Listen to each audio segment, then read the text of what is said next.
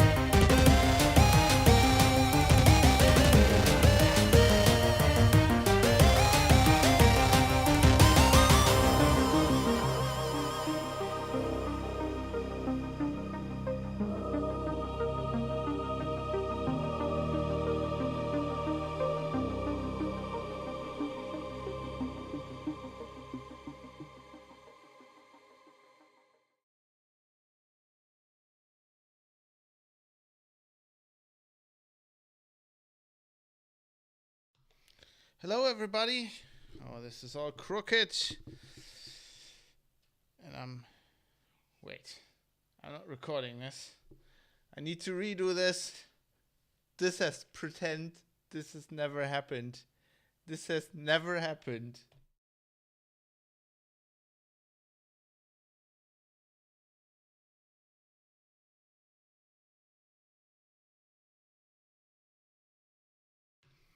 Hey, everybody, and welcome to Morning Call for Wednesday, the 10th of April 2019. I'm Fab from Hamburg. I'm a bit late today. I had to do some writing this morning, and I had a false start to the show. Right, because I wasn't recording audio, but everything is fine now. Everything's good. You might hear some background noise though, because there's a guy with a very loud, one of those edge trimmers. Oh, he just stopped. At least, well, my windows are thick. This should be good. Anyway, yes. Sorry, I'm a bit late today. As the Discord has christened this show already. Welcome to Lunch Call. Still have coffee though. Always need coffee. And as 7 of 9 is already agitating in the chat, go Bruins. No, of course, go Pens. In the playoffs now. Let's do this. Anyway, speaking of doing this, let's get into them sweet tech news. Yesterday, of course, was Tuesday. The second Tuesday of the month, more specifically, which means Patch Tuesday, as the Register is putting it. Hallelujah, it's raining patches. Microsoft and Adobe have put out patches just under 100 CVEs. Nothing. Oh, SAP as well. 11 security updates. Nothing special. FlashPair, Adobe, Windows browser fixes, Office, all the usual stuff. I just thought I mentioned it, so you're not wondering why you're getting updates and your system needs to reboot. That's because it was Patch Tuesday. And speaking of Windows and updates, Microsoft has released the upcoming version, the May update of Windows 10 to testers. And while doing so, they have talked about new update controls. It seems like they have been learning a bit from all those update disasters they were having last year and end of last year, beginning of this year, and they will give people more options for those big Windows 10 feature updates. These aren't the normal Patch Tuesday security updates. These are the big ones where they kind of prompt you like, we have something new for you. That happened twice a year now, or that is the plan. And the next one is Windows 10 version 1903, which is supposed to come out in May 03. Sounds more like March, but I guess they're a bit delayed because of all that stuff that ran wrong last time. And what you will be able to do from that version onwards is once one of these big updates comes down, Windows will give you 3 options: install it immediately, download it now, and like pause the installation up to 35 days, or don't download it and only install it once the current version of Windows you're running is close to the end of its support window. Also, I'm reading this on HelpNet Security. They're saying they will like you can have Windows determine your active hours, so that it updates when you're not on your computer. I have no idea why they do this with AI and shit. Why don't they just give you an option to just like, in the evening once you're done, just push the update button and leave your computer on for the night? I mean, don't need AI for that. Harry Vatana, good morning. Well, morning still, not much long. As I said, I'm late with this. I also like they're quoting Microsoft from a blog post here, saying, that's the other thing. That this is also like, I think I talked about this before. This is when they also changed that Windows can basically detect now if an update breaks your computer, and if it reboots and can't reboot, it'll like remove that update. But the thing I wanted to quote, where was that? They were talking about, what were they talking about? This is great. So, quoting Microsoft's corporate VP of Windows, Mike Fortin, saying, in previous Windows 10 feature update rollouts, the update installation was automatically initiated on a device once our data gave us confidence that device would have a great update experience. I love it's like, yeah, we have data that the device will have a great update experience. Never mind the user. The important thing is that the device has a great. So what they're actually meaning is that they have like all these AI systems apparently in place now, because like that update from last year broke a lot of machines that weren't compatible. And now they have all these AI that needs to figure out, because it's not Apple, right? There's so many hardware combinations on Windows machines that they need to kind of figure out where they can install that update. I just love that they're doing all this. Well, I say love. I think it's incredibly dumb that they're doing all this with AI, but not giving users. I mean, the vast majority of Windows users won't be able to do this, but like, the people who want it, why don't give them a checkbox so they can check themselves if their device is compatible? Because everybody listening to that show, I guess, would be able to do that basic research and figure that out. No, we have to trust some AI system that'll break everything. Yeah, Mega Slipper says AI likes to update while I have unsaved documents open. And Haravatana says AI equals a select from a database. Yeah, that's pretty much. I mean, I have the same experience, Dave. I have the same thing. Like for me, it's like, it's ridiculous. Basically, I have my computer running the whole time, right? And it's always when I'm like, okay, so let's say I'm working in the morning, I'm doing shit, I've got like all my files open, there's energy field strength increasing, like Windows update installing. Please don't power off the machine. Like I go away for like half an hour, 156 minutes remaining. To I don't know, get something to eat or something, and I come back and like my desktop's different, and I'm like, well, and then it takes me a few seconds to figure out, oh, right, Windows has actually, I haven't seen the little update notification. Well, it doesn't give you an update notification. Basically, you have to look at the shutdown button, right? And right now, for example, I have updates that says update and shutdown, update and restart. So, that's the only way you can figure that shit out. And then I'm like, okay, that's gone now. It's installed some updates, and obviously there was some unsaved stuff. The thing that has massively helped me is like text editor, because I do a lot of text stuff. Text editors like Sublime Text, just like saving the file, even though you didn't hit save. Like basically, I think it kind of saves the file in a buffer.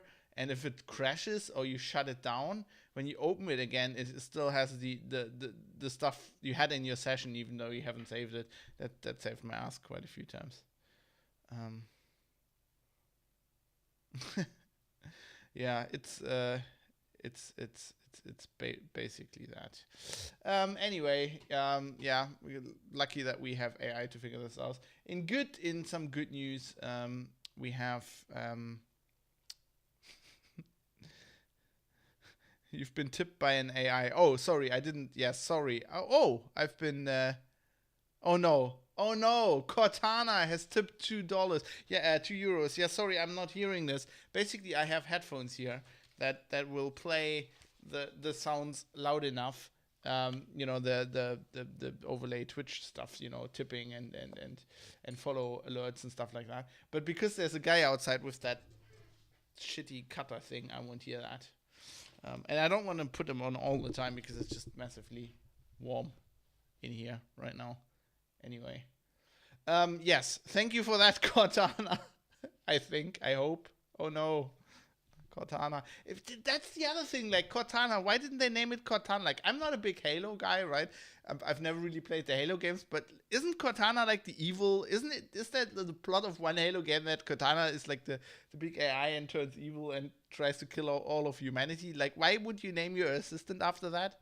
Like, why not call it, like, Cabal if you want a cool evil AI, Call it Cabal. Cabal was always cool. Anyway, that's the AI from Command & Conquer, by the way. They're not AI, in case people don't get this old man gaming reference. Some good news. Shockwave. Adobe's killing Shockwave support. Finally. I can remember years ago when I did IT support in schools, and like all these school software was using Shockwave. And as Heise points out, Shockwave obviously not. It's like, who's using that anymore, right? The only thing it's been in the news for in the last years is like security vulnerabilities. Yeah, that's some good news. Then there has been, I think I reported on the N26 thing. So N26 is like it's like the German startup scene. It's like a fintech startup. It's like they build themselves as a modern bank, like the first bank you love and stuff like this. And they're having massive problems. They had security problems. Years ago on the Chaos Communication Congress, there was a talk about how their security is really bad, and like with every bank, they get like phishing attacks and people steal stuff of people's accounts. That is not unusual. Usually, the bank will give you the money back.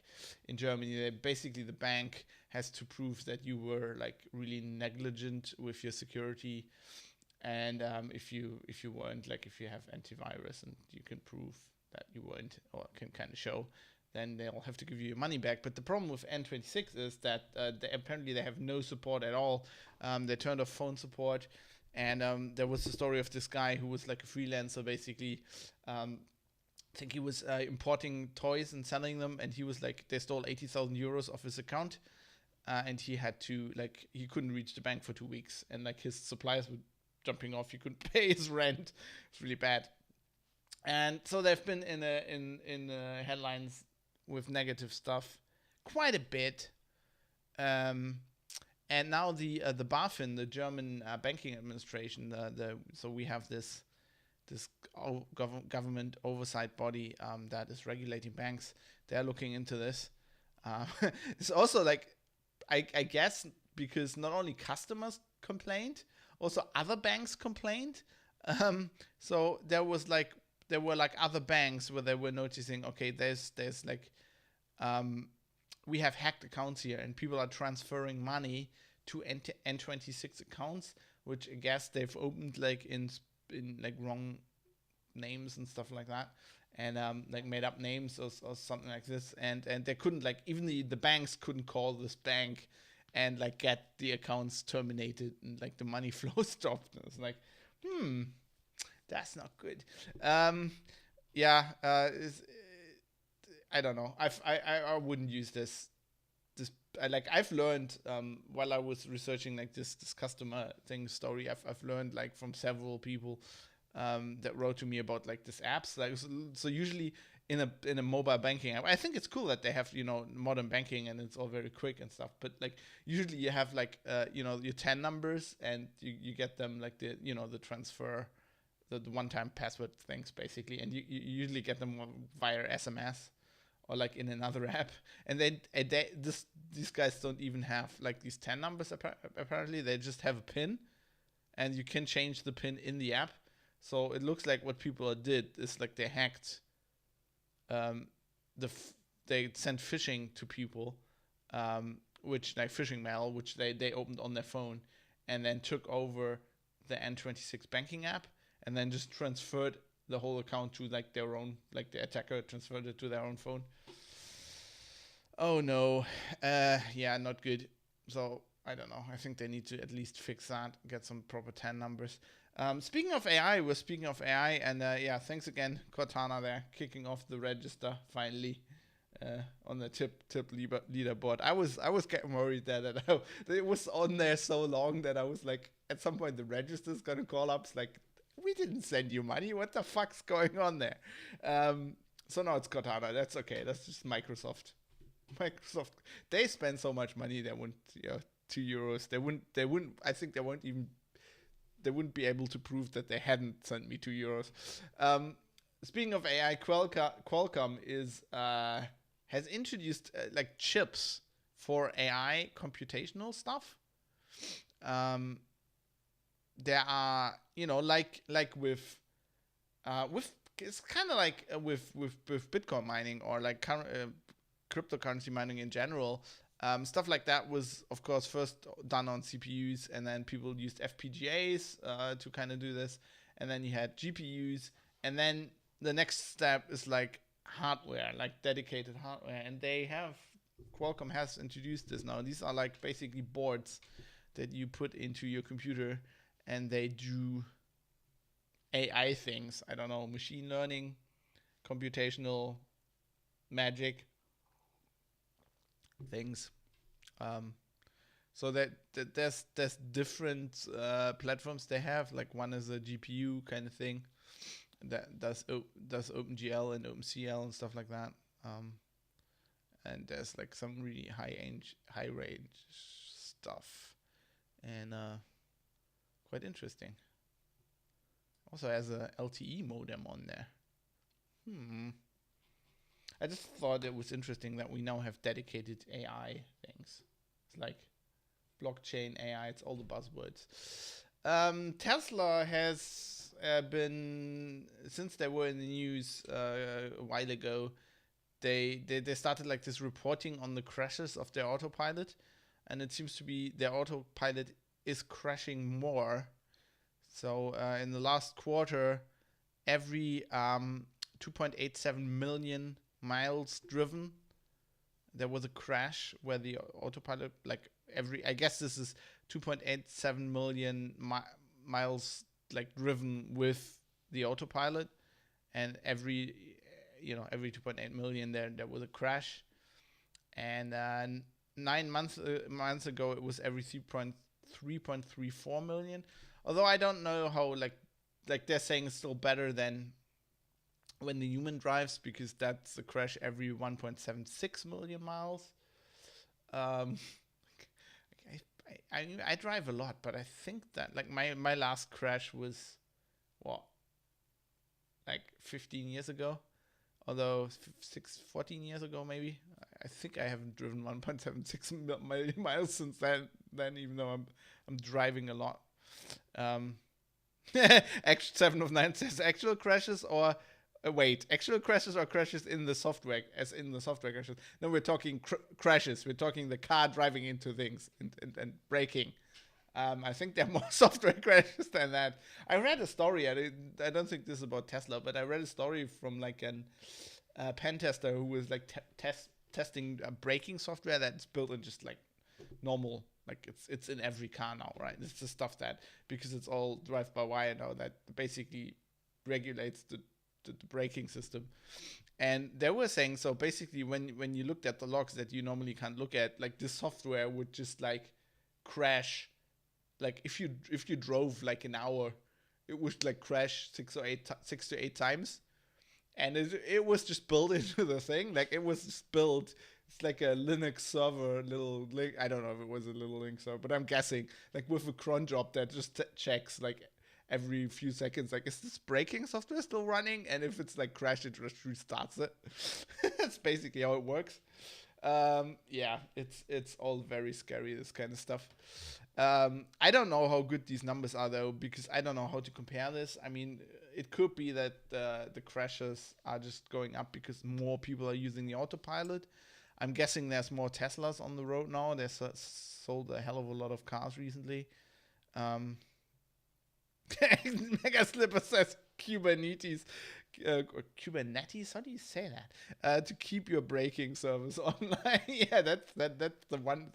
That's the DevOps solution. Like my cron job solution. That's the sysadmin solution from the 90s. Right now you use like Docker and containers. Breaking containers. Anyway, if you need money, I don't know, you could be like, if you're good with ideas and you need money, then maybe the Ministry of Defense in the UK has you covered, because they put £2 million online. They are looking for ideas to stop drones. 709 says run the car in Docker. So you can just spawn a new car when the car breaks. That's how it works. Put the guy in a shipping container. If it crashes, it doesn't affect the real world. Actually, speaking of shipping containers, I saw this. We have tons of shipping containers here, obviously, because Hamburg and the port, if you drive into the city, there's like tons. And I saw these things, like there's people building like homes in shipping containers. Like you build like a little apartment. That's pretty cool. I guess you can still put on a truck and drive it around. Be a good idea. Anyway, the Ministry of Defense, or the Defense and Security Accelerator, part of the MOD, called DASA, has £2 million, and they're looking for ideas how they can stop drones because of the airport shambles in the UK. When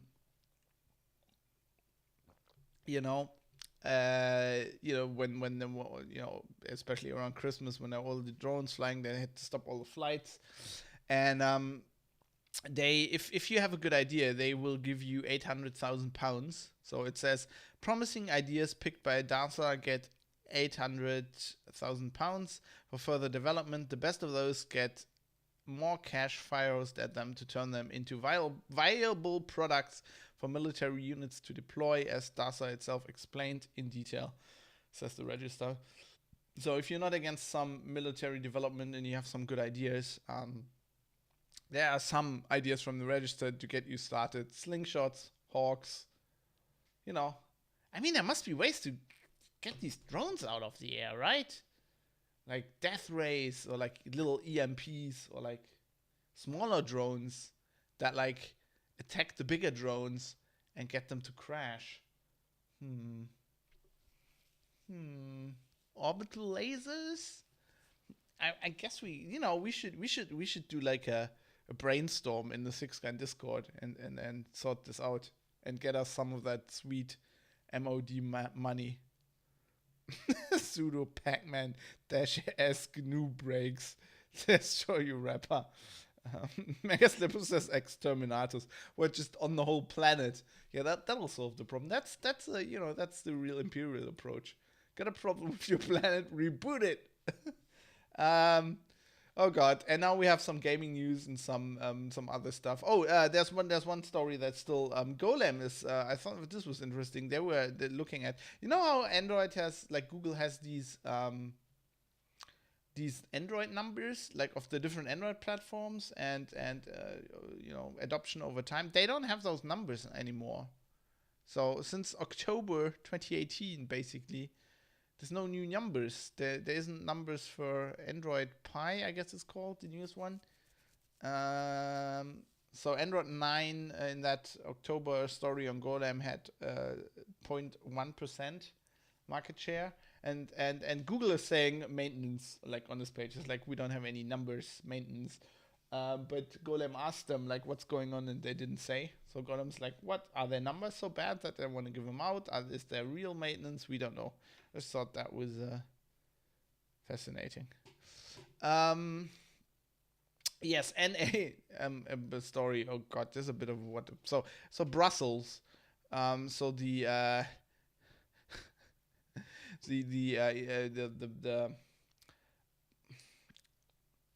what's the Umweltminister? What's that in English? I'm blanking. My brain isn't working.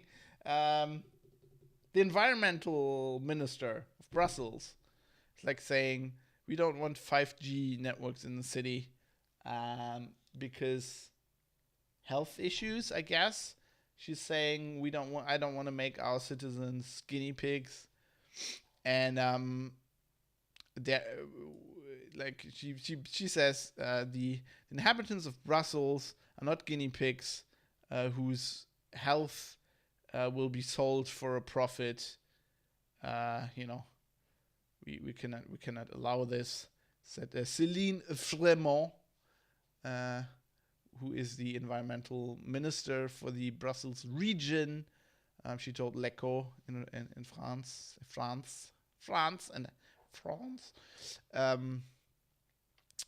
Yeah. So basically, the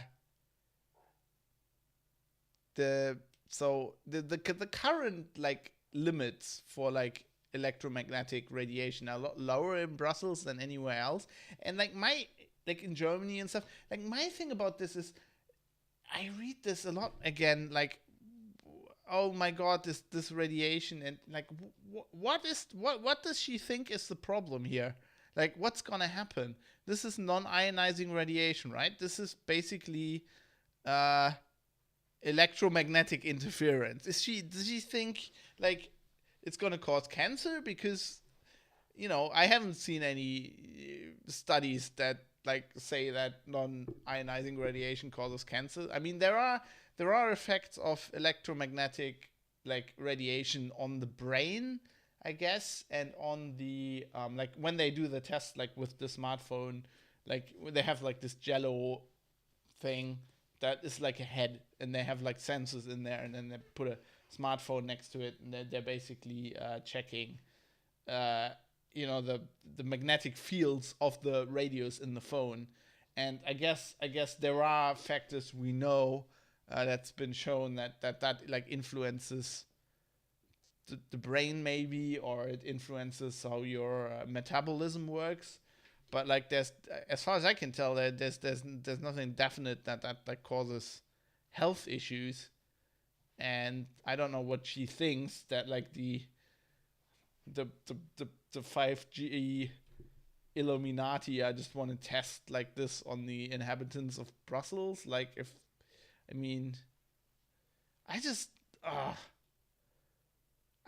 read this a lot, like in Germany sometimes as well. There's like these environmental like people in the government who are like, I don't know, are they anti-science? I don't get it. They often say like these things, oh, it could be dangerous, and it's like, where's the studies? Like, where's the research? And if you think there's a problem, then fund some research and give me some numbers. Give me some studies.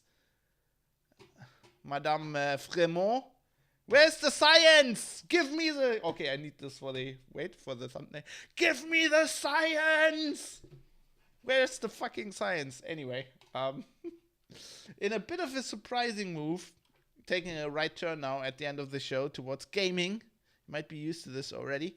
In a surprising move, the art director for Civilization 6 has published a mod that turns the art, like the graphics of Civilization 6, into Civilization 5. And if you know anything about Civ, you know that when Civ 6 came out, everybody, or a lot of people, including me, were like, why are these graphics so cartoonish? And it just basically, I mean, they have mobile versions of Civ, and it basically looks like they were toning down the graphics so it would work better on tablets and stuff like that, consoles like the Switch or whatever. And it was really like, it was really stunning, because when it came out, it was basically like Civ 5 looks better than Civ 6, and it's like, what, 4 years older? And now Civ 6 is actually, I've played it, but I haven't played it as much as Civ 5 because I just can't stand the graphics. But I think it did change some stuff. They do that with every Civ. I think it's actually a decent game, but I still think Civ 5 looks better. I think I'm installing this. So if you look at this, it's a mod, and he shows, and it looks like Civ 5, and it actually does look better. Show You Rapper says, if living in the US has taught me anything, there's no place for science in politics. But there should be. Fuck's sake. Sorry. No, this looks great. It's just really amazing that this was I mean, that's a post on how on what he changed, and it's just like really surprising that this is like from the art director of Civ 6. Like, if this was from the art director of Civ 5, yeah, maybe he's just, I don't know. I don't think he was responsible for the graphics of Civ 5. I think he was just doing Civ 6. I don't know. Maybe he was just like fed up with people saying, "No, I want this looks shit. Civ 5 looked better." She's like, "Fine, have a mod. Here, shut the fuck up."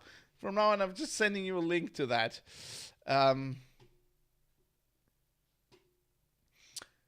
Yeah. So that's interesting. And then if you are at all interested in... Give me a second. Coffee infusion. Let's try this again. If you are at all interested in Sea of Thieves, which is like a multiplayer pirates game from Ubisoft, I think. Well, it's made by Rare, which is a great studio. Did it like... amazing in 64 games back in the day, like GoldenEye and stuff like that. And it's like a multiplayer. You can basically man a pirate ship with your friends. And I've never really played it because when it came out, I think this was exclusive on the Windows Store, and I was actually trying to buy it, and I couldn't figure it out, and I just gave up. Also, like, my gaming times are not really compatible with other people, so I've often have problems to find people, and then they don't play the right games. This is really a game you want to play with your friends. But if you have friends, and I guess it's great. It was lauded quite by like publications all around for really having a good co-op system for controlling a pirate ship. Like, you have to, like, one has to steer, you have to put the sails up. It's really cool. But it was like turned like really empty, not that many missions and stuff, and they have a 1-year anniversary update out now, and they say they fixed pretty much every complaint, and it sounds like a massive update.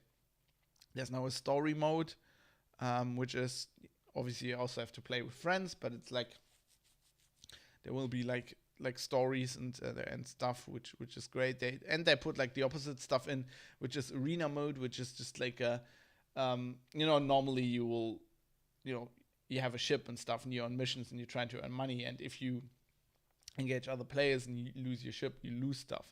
And so arena mode is just like 24-minute matches, just basically bare ship combat, and it's just like a arcade mode, so you're not losing anything. It looks really cool. So if you're playing Sea of Thieves, you might be interested, or if you were playing it, might be a good time to jump back in. I don't know if it's available anywhere outside the Windows Store these days. No bloody idea. Fucking exclusive deals. Let's end the show before I get on a massive rant again, and it's been long enough. So yes, thanks for watching this. Thanks for listening. I would like to thank Cortana for tipping me €2, even though I didn't notice. I promise I will. I need like a setup where I can get the alerts without wearing headphones the whole time. It's basically I wear headphones so much through all the other podcasts that I'm like doing this stream alone and really don't need to hear anything. So I'm like, it's kind of cool doing this one show without headphones. But I'll figure something out. I'll sort something out. Anyway, I'll be back tomorrow with more tech news. hopefully a bit earlier. I'm actually doing. I was thinking of might have take Friday off because I'm going to Berlin, but I have some stuff coming up in Hamburg now, so I'll be going to Berlin later. So I'll be doing a show on Friday, and I'll be doing one on Monday as well. I think I'm going to Berlin for TwitchCon Europe, reporting on that, and that will be interesting. So. Apparently, the Hoff, David Hasselhoff, is coming, so that'll be interesting. Maybe I can find I used to have a look. I mean, I'm German, right? So I used to have a Looking for Freedom cassette. It must be somewhere. Like, maybe I can get that signed. That would be amazing. Anyway. I hope you have a good day, and I'll see you tomorrow for more tech news. Until then, go Pens!